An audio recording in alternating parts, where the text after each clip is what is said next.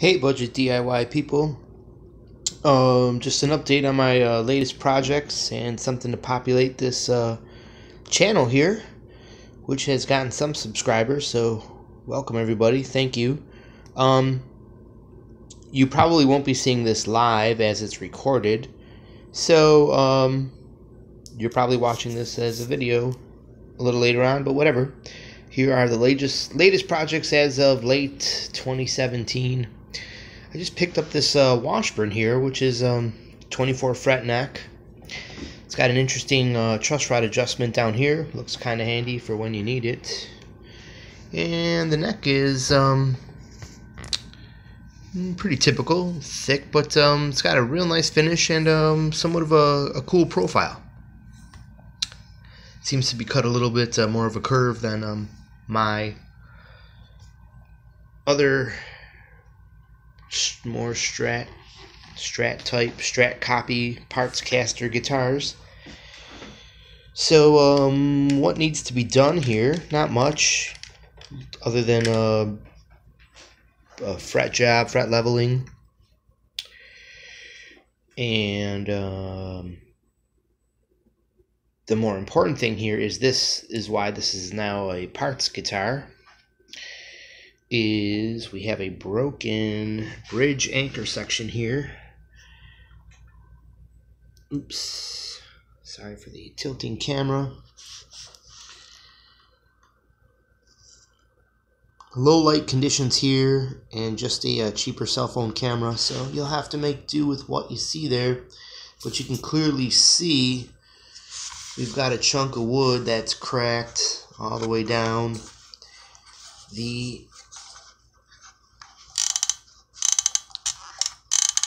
Everything's on there reasonably tight, but with the tension of the strings, I'm sure that's all jacked up and weird. So, time to pull all that out and see what else we can do there. I think we're going to route it out and just glue in a larger piece of wood and maybe put a 6-point trem on this thing, which could be okay. I don't know. We'll see. It's routed for some kind of Floyd Rose system, so we'll see what we put on there. So that'll be a project that comes up sometime soon. You guys leave in the comments if you want to see the Washburn. You get hot rod modded on a budget. So what is this thing? It's a Washburn Pro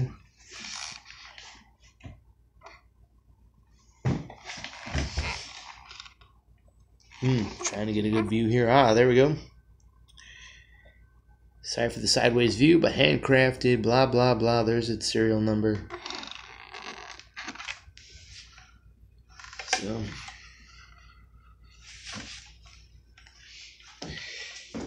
a little worse for wear, but we're never worried about that kind of stuff.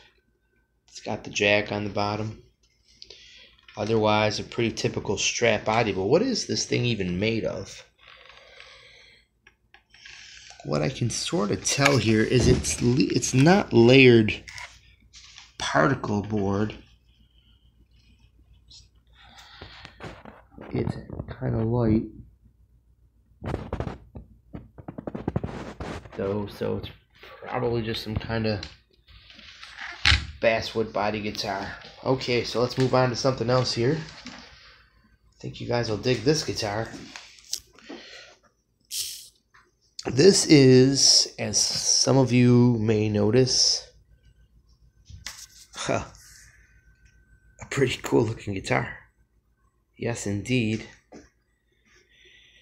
And I'll let you focus in on that for a little while, because some of you are looking for the telltale signs that this is probably not a $2,500 guitar on a budget site. If you notice that there were 4 screws instead of 5 on the plate, you will notice that this, my friends, is indeed a Ibanez. And a well-working Ibanez, a nice sound.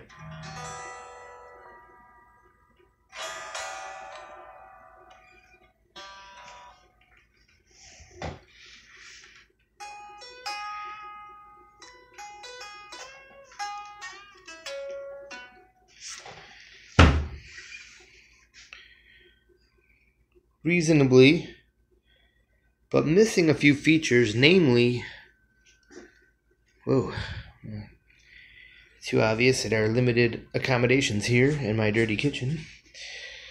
So, we've got a pretty thick neck right there. It's basically a mint-looking guitar that replicates a very awesome-looking Ibanez with a Fender Stratocaster size neck, which is cool, but I've got a lot of Fender Stratocaster type guitars, and when I play a guitar like this, I want a high performance, thin profile neck. So now, just a misnomer there. I mean, high performance. I don't know if this really does anything for my playing, but I really enjoy playing this guitar. And what's this guitar? Well, this is another, this is not a Ibanez. This one was a kit. So, being that it was made in China, it's probably a Ibanez in some way, shape, or form or another, but this was a $139 kit guitar. But if you notice, the neck looks a lot better than a $139 kit. That usually comes with a unshaped headstock or something a little different. I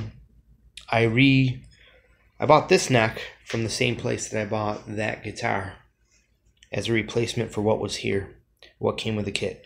The kit didn't come with scalloped frets, and when you put these things together, you could clearly see that the kit guitar had the same general pattern, but the inlays weren't as nice,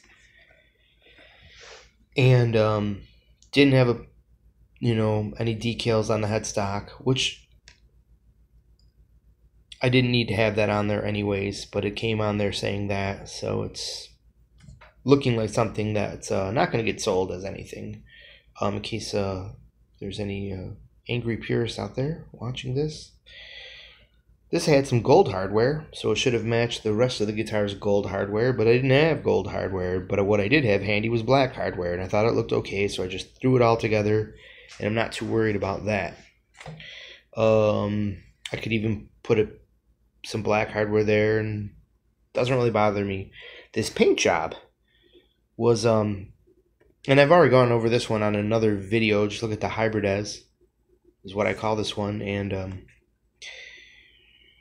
you can see probably all the details about it. This paint job was just a mistake, but at the end of the day, I thought, well, that's kind of cool. I was using some blue dye. The body was white, and it got a little dingy, and it was just crappy looking, and the paint was just some funky new kind of paint that always had a smell to it. So we went over it with this dye that I just thought would tint it a little blue, but it just instantly started running and going terrible, and I thought, okay, I just ruined it, so I just threw it over the whole guitar and said, the hell with it, I got to put this thing together. And at the end of the day, I kind of like how it came out. It's got this kind of, is it an ocean, is it the blue sky, I don't know, but it's kind of dreamy, and I think it's cool, and it's very inspiring when I play it. So I'm leaving that. Just needs perhaps a clear coat of some kind, but maybe sometime soon. I got it together, and I love how it plays, so it's just kind of staying together the way it is right now, because it plays so good. I have barely been able to pick up any of my other guitars, and I'll tell you what I really did here in a second. I had to widen out the neck pocket to fit the neck. It was a millimeter wider, but a little filing on each side, and that was done pretty quick. And the big deal is that this neck, when it arrived, was exactly like what I just showed you on that guitar's neck. And you probably even can't tell from the pictures. It's still probably even sort of looking a little thick on camera, but it's missing its final outer curve, because what I did here was I took a rasp and I flattened out between the walnut pieces there.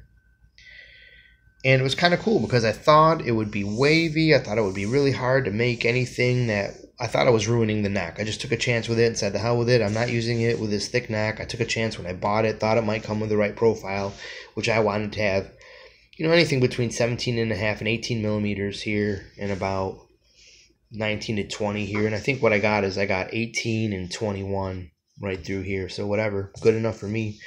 And that was making it pretty flat, but it came out really, really nice. It's perfectly smooth, and all I was doing was taking a rasp and going down and back and back and back, and little by little that section I was carving into got wider and wider and wider and wider, and I just waited until it got in between the grooves. And funny thing is, once it got right to each groove, it was exactly 18 millimeters. So I thought it would ruin the edge here, the joint before here, but no, it just kept curving up and brought that into shape. And down here, I took away the hard, I don't know if you noticed on the other guitar, but there was a ridge right here as if the neck, didn't fit properly with the body. So I carved all that back, and now it's joining up with the body. I could probably go a little better right here, but I was worried that, as I took so much material off, the next question was stringing up the guitar. Would the neck just snap in half and just go crazy? But it feels like the most solid neck I have, and it's held its initial neck relief setting, and it's doing pretty good. So as the seasons change, I could probably stand to tweak the truss just a touch, but it's playing great.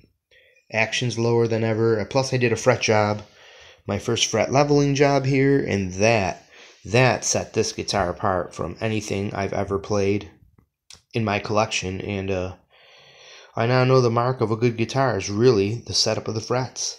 How much time was invested in getting those things really, really, really level with each other. What I know now is they can be like pretty well off on frets all over the neck, and it'll still have reasonable playability and sound like a decent guitar. But it always sounds like that guitar that doesn't sound like that real great sounding guitar. And I don't know if this one is either, but it just reached a new level that those other ones don't have. So anyways,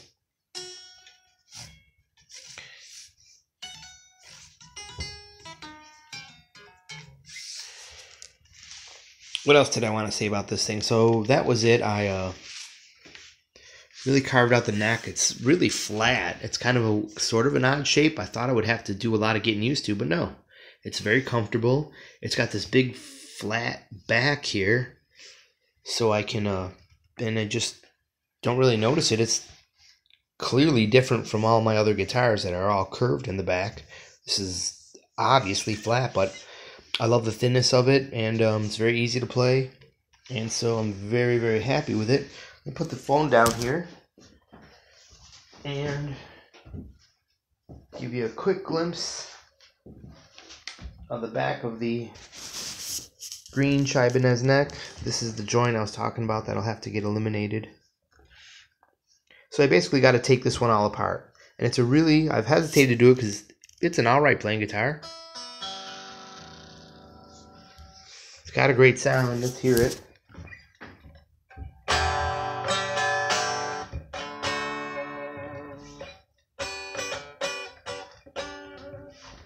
So it doesn't sound in tune. Okay, so it doesn't sound that great here, but it's definitely going to have this part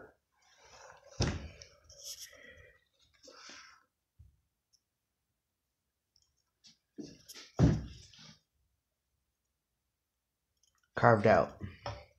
As you see, it's lifting up as we look level here. There's level right about there. You got about 2 to 3 millimeters coming up over the line there, and that's all going to get taken down. Give me a more comfortable neck. And then get a fret leveling job so this one can reach the level of that one. Then I'll have a weird looking, great playing Steve Vai type of Strat and a mint looking, because I really love the finish on this thing. It's just got that professional look that I have yet to achieve with spray cans and budget paint jobs. I've gotten reasonably close when I learned how to wet sand on a couple guitar projects back. And so now we have something here as our final project we want to talk to you about today. And we're going acoustic. I have to catch a moving bicycle right now. Okay. As I go to destroy my video here. We have an acoustic guitar. And where did we get an acoustic guitar? How did we budget an acoustic guitar into our zero budget? Well, driving down the road from your house and passing a garbage pile of an emptied apartment with a guitar case hanging there prompts you to stop and take a look, especially when the guitar case looks, well, pretty nice. And so you walk up to the guitar case and you just kind of move it, and it feels kind of heavy, so you go, well, what's inside? And you're like, oh my gosh, it's not busted up or punched in. See, maybe a problem. That's probably why it's being thrown away. What's up with this? Oh, we have a busted nut, and that prompted someone to not want to play it anymore. Okay. And, cool. It's, how expensive, how nice. It's a Martin, it's a Taylor, it's a vintage Yahoo. No, it's a New York Pro. So you can see why they threw it away, or just left it out, to not be, taken with them. Just a cheaper guitar. And they broke the nut and probably didn't know, well, how reasonably simple it would be to knock that out and just get another one in there. And it was just a cheap guitar, so it probably could have netted someone a couple of bucks if they'd just gone on maybe it was too much trouble. Who knows what happened, but here it is.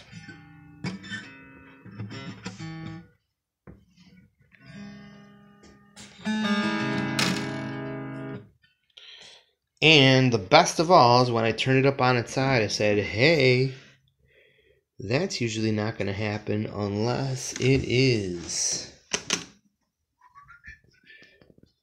Oh, that's not the jack. Where's the input jack? Oh, down here. Having a hard time with his phone, and there we go.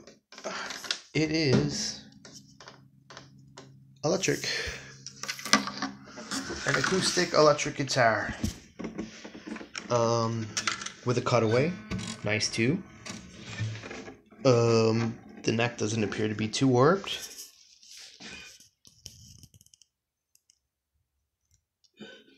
So we're going to give it a shot at having a new updated life. It looks like it was otherwise well cared for until the nut broke.